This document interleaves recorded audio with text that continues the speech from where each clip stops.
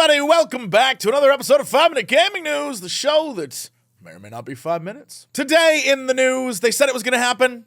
We knew it was going to happen, and it's finally happening. Xbox has finally released its new strike-based enforcement system in order to curtail certain negative players out there. That's right, as of August 15th, players can now receive strikes against their Xbox account if they violate Microsoft's service agreements or Xbox's community standards, ranging in severity based on the inappropriate activity. According to Video Games Chronicle, for example, profanity or cheating will result in 1 strike.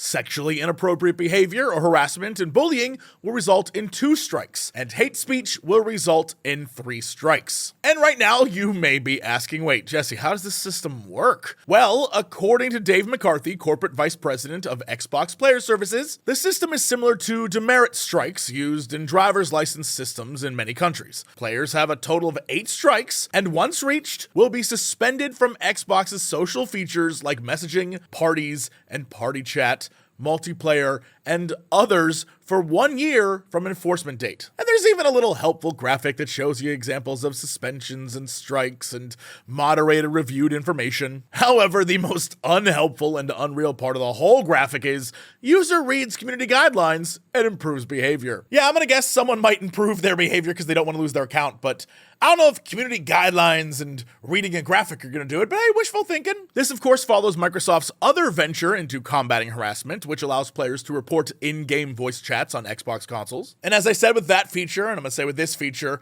we'll see. I don't know how well it's going to actually work in practice.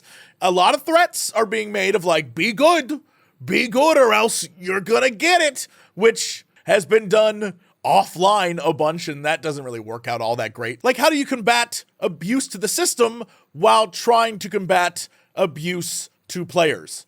It's a fine line to walk. No one's nailed it gracefully or well yet, but I guess they're trying.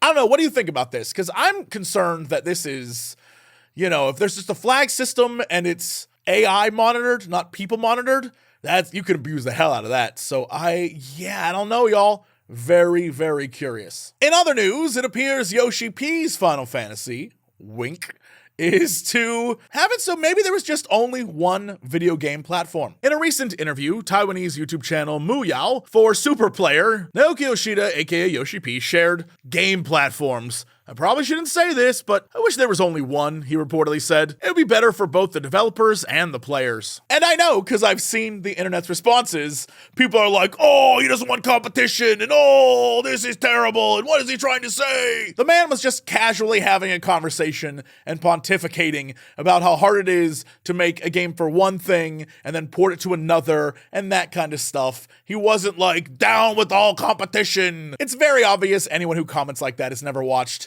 one of the dev chats or dev streams that the 14 developers do. Yoshida he be a dude who says stuff like, I was thinking the other day that maybe, and no one takes it seriously because the man is just having a thought. Go back and watch the Final Fantasy 14 Fan Fest streams and look at the difference in communication style between Yoshida and when Phil Spencer comes out. Just go back and watch that.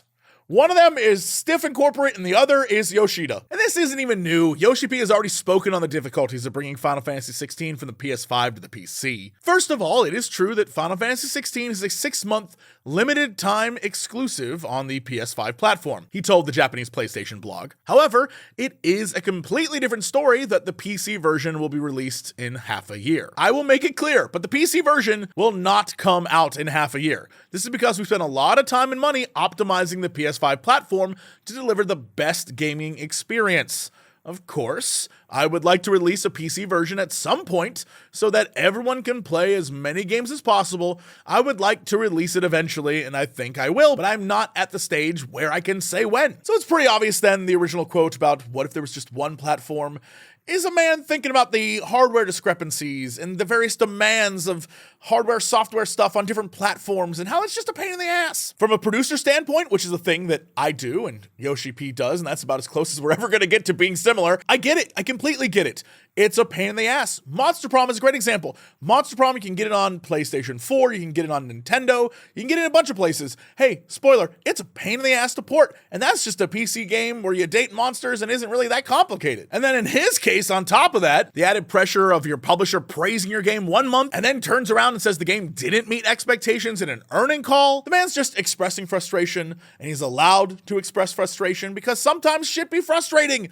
And I know for a fact that I'd rather him do that than, be the normal corporate sellout kind of guy who just reads a script and doesn't show emotion because, like, stockholders might hear. That shit sucks. That's one of my least favorite things in the gaming world right now. So having a normal person, more of that, please. Anyway, speaking of normal person, I don't know where I'm going with this. You can see how absolutely normal I am with behind-the-scenes content over on patreon.com/Jesse Cox.